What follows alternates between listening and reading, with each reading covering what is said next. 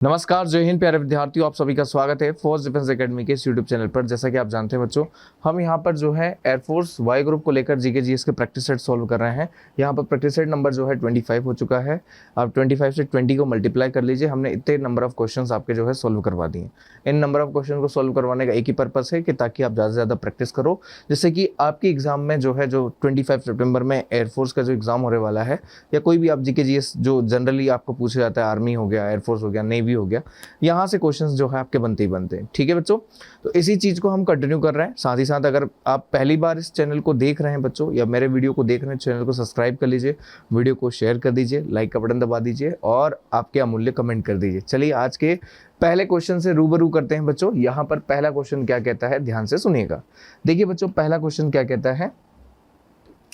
पहला क्वेश्चन में लिखा है यहाँ पर, who lead the Bardoli Satyagraha 1928। Bardoli Satyagraha को जो है 1928 में किसने जो है नेतृत्व किया था।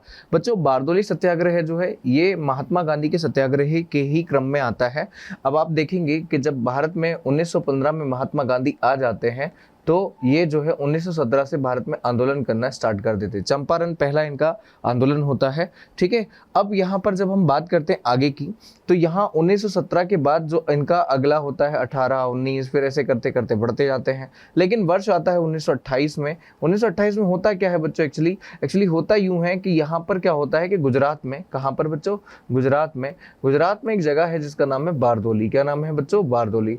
बारदोली की महिलाएं जो है परेशान थी बच्चों, उनके पतियों के द्वारा पी जाने वाली शराब के कारण। ठीक, और साथ ही साथ में इनका जो रहवासी इलाका था जहां ये लोग रहते थे, वहां पर होता क्या था, वहां पर जो है अवैध शराब के जो है आपके कारखाने या फिर आपकी दुकानें लगी हुई थी, जिनसे कि उनके रहवासी इलाके में ये दुकानें होने के कारण उनके बच्चे, उनके पति और उनके परिवार पर इसका इम्पैक्ट देखने को मिल रहा था। तो ऐसे में इन्होंने इसका विरोध किया। विरोध करने के लिए महात्मा गांधी को इन्वाइट किया, लेकिन उस समय महात्मा गांधी फ्री नहीं थे। तो महात्मा गांधी ने कहा कि सरदार, इन्हें सरदार नहीं कहा बच्चों, वल्लभ, आप ऐसा करिए कि गुजरात में जाइए और इस आंदोलन को लीड करिए। तो यहाँ पर आंसर आपको समझ में आ गया होगा, कौन गए थे, वल्लभ भाई पटेल गए थे बच्चों।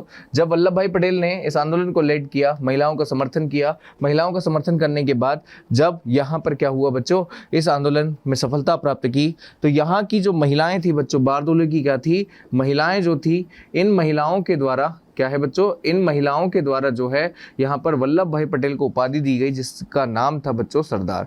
तो अगर इनके आगे सरदार लिखा जाता है बच्चों, तो वो लिखा जाता है कब, जब बारदोली की महिलाएं इन्हें उपाधि देती है। और क्यों देती है, क्योंकि इन्होंने इस आंदोलन को सफल बनाया था। ठीक, तो यहाँ पर ध्यान से देखिएगा, सरदार वल्लभ भाई पटेल है ना, जो है इस आंदोलन के नेतृत्व करता है। सरदार वल्लभ भाई पटेल बच्चों गुजरात से रहने वाले हैं। कहाँ से रहने वाले हैं, गुजरात से रहने वाले। भारत के ये प्रथम, फर्स्ट जो है क्या है बच्चों, तो फर्स्ट जो है ये क्या है बच्चों, आप ध्यान से सुनिएगा। भारत के प्रथम क्या है, तो भारत के प्रथम गृह मंत्री है ना, और भारत के प्रथम उप प्रधानमंत्री है। क्या है बच्चों, उप प्रधानमंत्री, यानी डिप्टी जो है आपके प्राइम मिनिस्टर हैं। कौन, सरदार वल्लभ भाई Patel. Unity man of India कहा जाता है, लौह पुरुष भी कहा जाता है सरदार वल्लभ भाई पटेल को। चलिए अगले क्वेश्चन की ओर बढ़ते हैं। अगला क्वेश्चन है, who was the prime minister of Britain during the revolutions of 1857। बच्चों, आप सभी को पता है 1857 का जो है रिवोल्यूशन भारतीय जो है स्वतंत्रता संग्रामों में पहला संग्राम कहा जाता है। बच्चों, ये रिवोल्यूशंस का कारण आपको सबको पता है ना। जो इनिशियल कारण था वो था एक आपके सैनिक विद्रोह। सैनिक विद्रोह क्यों हुआ था, तो इसका कारण था कि यहाँ पे चर्बी वाले कारतूस का प्रयोग करना। क्या करना बच्चों, चर्बी वाले कारतूस का प्रयोग करना, चर्बी वाले कारतूस का प्रयोग करना। तो चर्बी वाले कारतूस का जब प्रयोग किया गया, तो इन चर्बी वाले कारतूस के प्रयोग में, यानी जो मांस मच्छी या मांस जो था, उसके कारण हिंदू धर्म भ्रष्ट होता था। तो ऐसे में लोग नहीं करना चाहते थे। और जब ये बात खबर हुई हिंदू सैनिकों को, तो हिंदू सैनिकों ने इस चर्बी वाले कारतूस को जो है आपके प्रयोग करने को मना किया और इनका विरोध किया, और बदले में आपके रॉयट्स मतलब दंगे किए। ठीक है ना। तो बच्चों, यहाँ पे एक क्रांति हुई, और इसी क्रांति के समय में जो ब्रिटेन में प्राइम मिनिस्टर थे वो थे लॉर्ड पाल्मस्टन। कौन थे बच्चों, लॉर्ड पाल्मस्टन यहाँ के प्राइम मिनिस्टर थे। गवर्नर जो थे बच्चों वो थे लॉर्ड कैनिंग। कौन थे बच्चों, लॉर्ड कैनिंग। कौन थे बच्चों, लॉर्ड कैनिंग यहाँ पे गवर्नर थे 1857 में। ठीक, ये दो बातें आपको ध्यान रखनी पड़ेगी। इस 57 की क्रांति का प्रतीक चिन्ह क्या था, तो प्रतीक चिन्ह था बच्चों कमल एवं रोटी। क्या नाम था, कमल एवं रोटी। क्या था प्रतीक चिन्ह, कमल एवं रोटी, है ना। फिर इस 57 की क्रांति में ध्यान से सुनिएगा, जो मैं बोलते जा रहा हूँ ना इंपॉर्टेंट है। इस 57 की क्रांति में कौन सी राइफल थी पुरानी? तो पुरानी जो राइफल थी वो थी ब्राउन बेस। क्या थी बच्चों? Brown base rifle. इस ब्राउन बेस की जगह कौन सी राइफल आई? तो new Enfield rifle, new Enfield rifle. अरे क्लियर।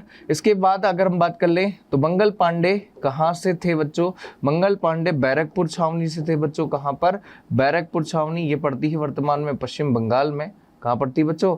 पश्चिम बंगाल में पड़ती है ना। और इस बैरकपुर छावनी में 34वीं रेजिमेंट के सिपाही थे बच्चों, रेजिमेंट के सिपाही थे जिनका नाम था बच्चों क्या? मंगल पांडे। अरे क्लियर।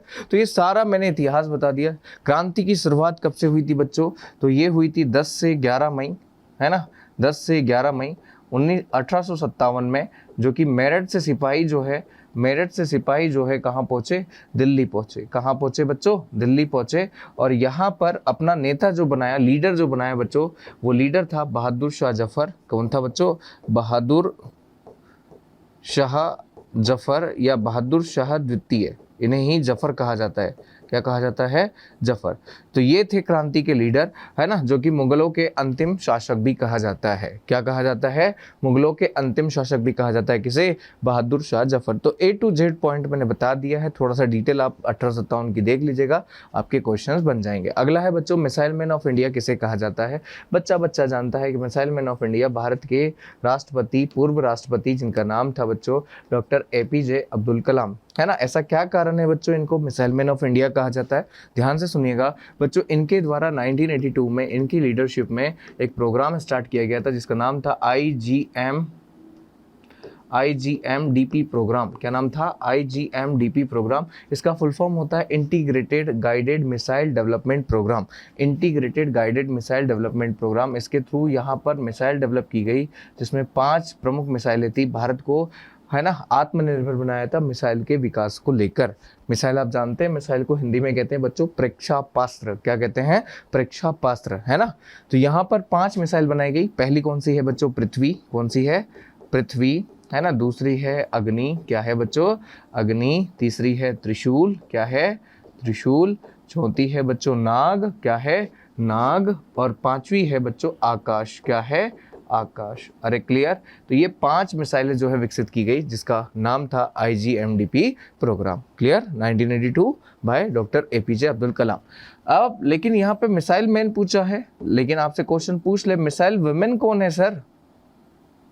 तो ध्यान रखिएगा, नाम लिखिएगा टेसी थॉमस। क्या नाम है? टेसी थॉमस। क्या नाम है? टेसी थॉमस। इसे कहा जाता है मिसाइल मैन ऑफ या missile women of India. Bharat में मिसाइल वुमेन कौन है? टेसी थॉमस है। अरे क्लियर। ये महिला है बच्चों, ध्यान रखिएगा। Who is the youngest Indian to conquer Mount Everest? बताइए, भारत का जो है सबसे यंगेस्ट जो है पर्वतारोही कौन है जो माउंट एवरेस्ट पर चढ़ा? ठीक, ऑप्शन आपके सामने है धनंजय, रविंद्र कुमार, अभिनय पांडे और अर्जुन वाजपेयी। मैं यहाँ पे राइट आंसर जो होगा बच्चों वो होगा ऑप्शन नंबर डी।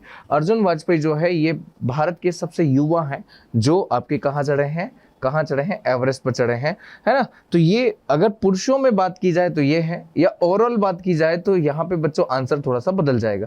16 वर्ष, है ना, और 11 माह की आयु में, 16 वर्ष और 11 माह की आयु में इन्होंने 2010 में माउंट एवरेस्ट को फतेह किया था। ठीक, लेकिन, है ना, लेकिन अभी जो आपके एक रिसेंटली जो है आपके विमेन है ना, काम्या कार्तिकेय, है ना। क्या नाम है? काम्या कार्तिकेयन। ठीक है, काम्या कार्तिकेयन। ये एक महिला है जो कि 16 वर्ष, है ना, 16 वर्ष यानी 16 ईयर की एज में 2024 में माउंट एवरेस्ट को फतेह किया। ठीक है बच्चों, तो यहाँ पे ध्यान दीजिएगा, है ना। तो यहाँ पे 2 तरह का डाटा है आपके पास, ये ही है और ये शी है। ठीक, तो ये तो एक अंतर हो ही गया, है ना, मेल और फीमेल का हो गया। और ओवरऑल जो अंतर हो गया वो ये हो गया कि ये जो है 11 माह 16 वर्ष 11 माह की एज में चढ़े थे और ये परफेक्ट 16 वर्ष की एज में चढ़ी थी। कौन? काम्या कार्तिकेयन। चलिए अगला है, कृष्णा रिवर का ओरिजिन कहाँ से होता है ना। यहाँ पे लिखा है where is the origin of Krishna river. Krishna river का ओरिजिन कहाँ से होता है बच्चों? ध्यान से देखिएगा, है ना। ये है हमारा दक्षिण भारत, है ना। दक्षिण भारत में आप देखेंगे यहाँ पर ये है महाराष्ट्र, है ना। महाराष्ट्र में आप देखेंगे त्र्यंबकेश्वर की पहाड़ी से गोदावरी ओरिजिन होती है, और यहीं पर है बच्चों महाबलेश्वर। क्या है? महाबलेश्वर। महाबलेश्वर से जिस रिवर का ओरिजिन होता है उस रिवर को कहते हैं कृष्णा। क्या कहते हैं बच्चों? कृष्णा। क्या कहा जाता है? कृष्णा। फिर ब्रह्मगिरी से जो आपके यहाँ ओरिजिन होता है उस रिवर को कहते हैं कावेरी। क्या कहते हैं बच्चों? कावेरी। ठीक। और नासिक से त्र्यंबकेश्वर, त्रियंबक से जो रिवर ओरिजिन होती है उसका नाम है गोदावरी। क्या नाम है? गोदावरी। ठीक है बच्चों, तो ये 3 मेजर रिवर है साउथ इंडिया की, है ना। तो राइट आंसर आपको पता है कि क्या हो सकता है, तो यहाँ पे राइट आंसर हो सकता है महाबलेश्वर।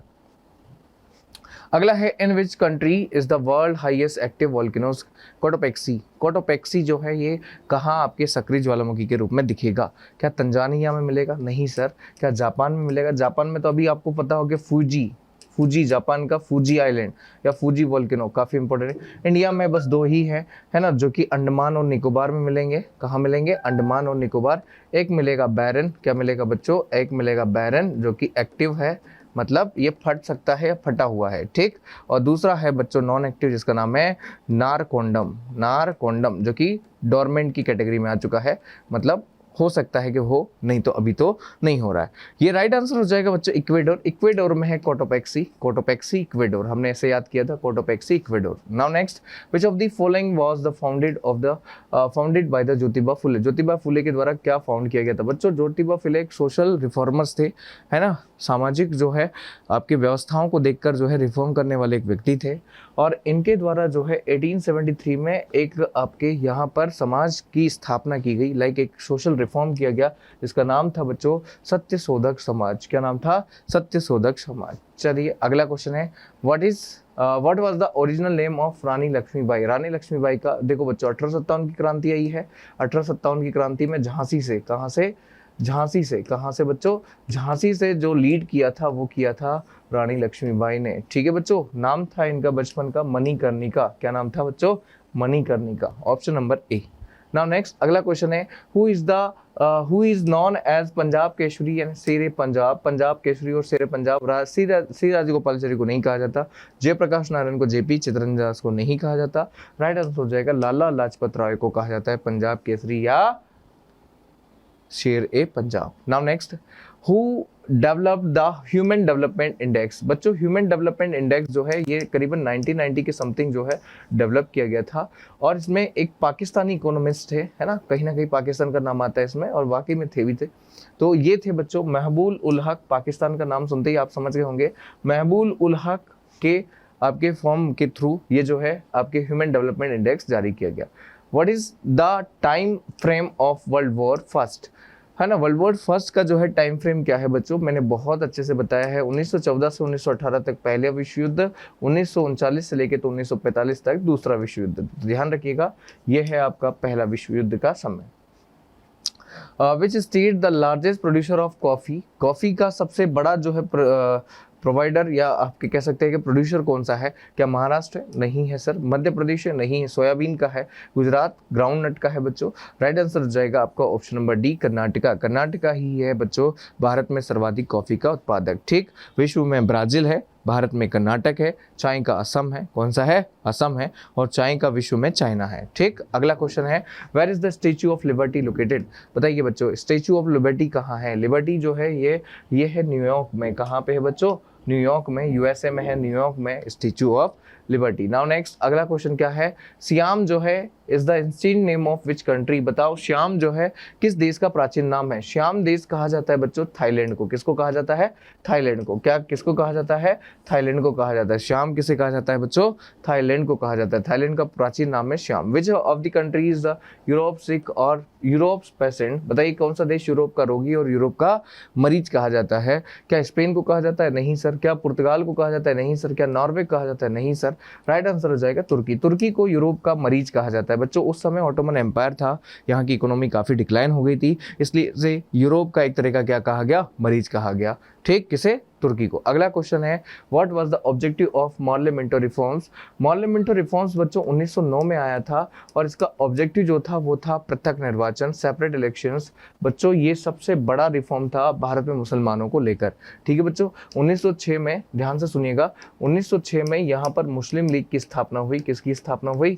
मुस्लिम लीग की स्थापना हुई। और मुस्लिम लीग की स्थापना होने के बाद सबसे बड़ा रिफॉर्म जो हुआ बच्चों वो ये हुआ, क्या हुआ? ध्यान से सुनिएगा, 1909 में इनके लिए एक अधिनियम आया जिसे कहा गया मार्ले मिंटो रिफॉर्म या भारत शासन अधिनियम 1909, और इस अधिनियम के तहत इन्हें पृथक निर्वाचन का अधिकार मिल गया। ठीक, अगला है हु गेव द स्लोगन जय हिंद। जय हिंद का नारा किसने दिया? जवाहरलाल नेहरू गलत, मोतीलाल नेहरू गलत, महात्मा गांधी गलत। जय हिंद कहा था सुभाष चंद्र बोस ने। आपने कहा, देखो हमारी क्लास का स्टार्टिंग भी जय हिंद से होता है और लास्ट भी जय हिंद से होता है, और वो कहा था सुभाष चंद्र बोस ने। Now next, which of the following states does not receive the rainfall from the south west monsoon. बच्चों ध्यान से सुनिएगा, इसमें थोड़ा सा हम डिटेल करेंगे, फिर उसके बाद आपको चीजें समझाएंगे। देखो बच्चों, साउथ वेस्ट मानसून का ध्यान से सुनिएगा फिनोमेना क्या है ना। ये हमारा प्यारा भारत है, ये है 0 डिग्री आपके 0 डिग्री में 21 मार्च को सन जो है यहाँ पे परपेंडिकुलर होता है बच्चों। कहाँ पर? 21 मार्च में सन यहाँ पर परपेंडिकुलर होता है। जैसे जैसे सन का नदन ऑसिलेशन होता है वैसे वैसे ये सन जो है मूवमेंट करता है। 21 जून पर कहाँ जाता है बच्चों? यहाँ पर भारत में आ जाता है ट्रॉपिक ऑफ कैंसर में, क्योंकि ट्रॉपिक ऑफ कैंसर भारत के बीचों बीच से निकली हुई है। ऐसे में जब यहाँ पे मार्च के बाद अप्रैल के बाद मई आता है तो यह लगभग यहाँ पर आपका सन जो है रेस परपेंडिकुलर होती है। ऐसे में यहाँ का टेम्परेचर बढ़ जाता है। जब टेम्परेचर बढ़ता है तो प्रेशर जो है ऑटोमेटिकली कम हो जाता है, क्योंकि इन्वर्सिबल है। जब प्रेशर बढ़ेगा, कम होगा, तो यहाँ पे लो प्रेशर बनेगा, और यहाँ इसके कंपैरिजन में 0 डिग्री लाइन के आसपास क्या होगा? प्रेशर हाई हो जाएगा, बिकॉज टेम्परेचर यहाँ का कम होगा तो प्रेशर यहाँ का क्या होगा? बढ़ जाएगा। तो यहाँ पर हाई प्रेशर बेल्ट और यहाँ पर लो प्रेशर बेल्ट। गर्मी के कारण ये पूरा सी वाटर, ये इंडियन ओशन है। कौन सा ओशन है? इंडियन ओशन है। ये अरेबियन सी है और ये बे ऑफ बंगाल है। तो यहाँ से क्या किया जाएगा कि जो विंड है वो 0 डिग्री से क्रिएट होती है। ऐसे में ये हाई प्रेशर विंड जो है लो प्रेशर विंड की ओर आपकी क्या होती है? लो प्रेशर जोन की ओर मूव करती है। ऐसे में ड्राई विंड्स होती है। अरेबियन सी और इंडियन ओशन से आपके वाष्प को ग्रहण वेपराइजेशन कर ये पहुंच जाती है भारत के केरल कोस्ट पर। कहाँ पहुंच जाती है बच्चों? केरल कोस्ट पर। और जब केरल कोस्ट पर ये पहुंचती है तो इसे कहा जाता है साउथ वेस्ट मानसून। क्या कहा जाता है? साउथ वेस्ट मानसून, दक्षिण पश्चिम मानसून। और ये मानसून जो है भारत में जब इंटर करता है बच्चों तो यहाँ एक माउंटेन्स होता है जिसका नाम होता है वेस्टर्न घाट। वेस्टर्न घाट जो है ऊंचा ज़्यादा हो जाए तो ये जो विंड्स हैं वो सीधे इस तरह से ऊपर की ओर मूव कर कर जो है आगे निकल जाती है, ना कि तमिलनाडु। यहाँ पे है तमिलनाडु में रेनफॉल नहीं करवाती। अरे क्लियर? अब यहाँ से जो ये बे ऑफ बंगाल, ये दो साइड में डिवाइड हो जाता है। एक हो जाता है बे ऑफ बंगाल और एक हो जाता है अरेबियन सी ब्रांचेस। तो अरेबियन सी ब्रांचेस और बे ऑफ बंगाल ब्रांचेस से पूरे भारत में क्या होती है? वर्षा होती है। अरे क्लियर? कौन सा? South west monsoon. लेकिन फिर क्या होता है? समय बदलता है। समय बदलता है, कैसे बदलता है? जैसे ध्यान से सुनिएगा, मई के बाद जून, जून के बाद जून में यहाँ पे होता है परपेंडिकुलर, जून के बाद जुलाई, अगस्त, सितंबर में 23 सितंबर में फिर से सन कहाँ परपेंडिकुलर हो जाता है? 0 डिग्री के आसपास। अब यहाँ का टेम्परेचर क्या हो जाएगा? बढ़ जाएगा। प्रेशर क्या हो जाएगा? कम हो जाएगा। प्रेशर कम होगा तो लो प्रेशर यहाँ बन गया। यहाँ इसकी कंपेरिजन टेम्परेचर ज़्यादा होगा, प्रेशर क्या हो जाएगा? आपके टेम्परेचर ज़्यादा मतलब कम होगा तो प्रेशर आपके बढ़ जाएगा, यानी हाई प्रेशर बन जाएगा। फिर से जो विंड ऊपर गई थी वो वापस क्या करेगी? नीचे की ओर जाएगी। कहाँ जाएगी? नीचे की ओर। जब ये नीचे की ओर जाती है बच्चों तो यहाँ से आपके बे ऑफ बंगाल से ड्राई जो आपके वाष्प जो है होती है, वाष्प ग्रहण कर कर तमिलनाडु में क्या करवाती है? वर्षा करवाती है। इस मानसून को कहा जाता है north east monsoon of India, है ना। इसे ही कहा जाता है रिडीटिंग मानसून, जिसके कारण तमिलनाडु में वर्षा होती है। तो किससे वर्षा नहीं होती? साउथ वेस्ट से तमिलनाडु में नहीं होती। तमिलनाडु में वर्षा कहाँ से होती है? तो नॉर्थ ईस्ट मानसून से होती है। अरे क्लियर? चलिए, तो ये चीजें हैं, ध्यान से एक बार और वीडियो को पॉज करके फिर से रिवाइज कर लीजिएगा, समझ में आ जाएगा। Which is the crater lake of or a lake formed by the volcanic actions। Crater lake या ज्वालामुखी क्रिया से निर्मित झील कौन सी है ना। क्रेटर लेक या ज्वालामुखी क्रिया से ना तो चिल्का है, ना पुलिकट है, ना वेम्बनाट है, ये सारी लेगून है। क्या है बच्चों? लेगून लेक है। लेगून क्या होती है? ये होता है कोस्टल रीजन, और कोस्टल रीजन में क्या होता है कि सी वाटर जब इसे हिट करता है तो हिट करने के कारण इसमें क्या होते हैं? ब्रेक बन जाते हैं। तो जब ब्रेक बन जाते हैं तो ऐसे में कोई भी आपके सॉलिड स्ट्रक्चर यहाँ जम जाता है तो यहाँ पे पानी भर जाता है, और इस पानी भरने के कारण यहाँ पे एक लेक बन जाती है। क्या बन जाती है? लेक। उसे कहा जाता है लेगून लेक। ठीक, चिल्का उड़ीसा में है, पुलिकट आंध्र में है, है ना, और वेम्बनाड केरल में है, ठीक। और ये हमारा राइट आंसर होगा लोनार। लोनार एक क्या है, क्रेटर बेल्ट लेक है, ऑप्शन नंबर ई। नाउ नेक्स्ट लास्ट क्वेश्चन इस सीरीज का, which is the largest delta of India. Bharat में सबसे बड़ा डेल्टा कौन सा है बच्चों। भारत में सबसे बड़ा डेल्टा आपको समझ में आएगा जब भारत का मैप आप प्रॉपर देखेंगे। देखना बच्चों, ध्यान से सुनिएगा, है ना, और ध्यान से देखिएगा, ठीक है। ये हमारा प्यारा भारत है बच्चों, है ना, इतने ही मैप से यहाँ पे काम हो जाएगा, है ना। ये हमारा प्यारा भारत है और इस तरह से आप देख रहे होंगे कि ये क्या आपके मैंने बना दिया, ठीक।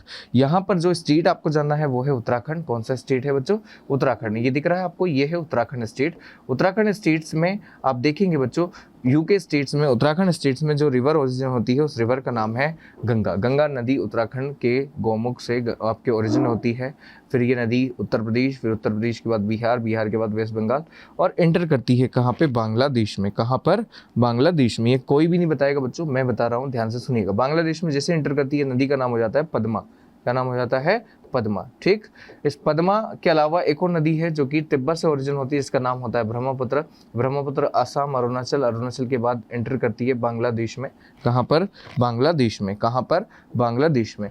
जैसे ही ये रिवर बांग्लादेश में एंटर करती है नाम होता है इसका जमुना। क्या नाम होता है, जमुना। यहाँ पे मैं मेंशन कर देता हूँ, थोड़ा सा इनको आगे ले जाता हूँ। ये हो गई जमुना। कौन सी हो गई, जमुना, ठीक। जमुना, यमुना नहीं, है ना। यहीं मेघालय से एक नदी निकलती है जिसका नाम होता है बराक नदी या फिर मेघना नदी। ये मेघना नदी मेघालय से निकलकर आगे बढ़ती है और आगे जाकर जो है आपके यहाँ पर ये है पद्मा, ये है जमुना। पद्मा जमुना मिलती है तो नाम होता है पद्मा। और फाइनली पद्मा जमुना मिल जाती है किसमें, मेघना में। किसमें, मेघना में। तो ये नदी मेघना है। मेघना के नाम से ये नदी डिस्चार्ज होती है बे ऑफ बंगाल रीजन में। जहाँ डिस्चार्ज होती है वहाँ एक डेल्टा बनाती है बच्चों। क्या बनाती है, डेल्टा, है ना। और इसी डेल्टा को कहा जाता है, चूँकि यहाँ पे सुंदरी ट्री होते हैं। कौन से ट्री होते हैं, सुंदरी ट्री होते हैं, इसलिए इस डेल्टा को कहा जाता है सुंदरवन का डेल्टा। क्या कहा जाता है बच्चों, सुंदरवन का डेल्टा। अरे क्लियर, ये हो गया सुंदरवन का डेल्टा, ये हो गई आपका काम, ठीक।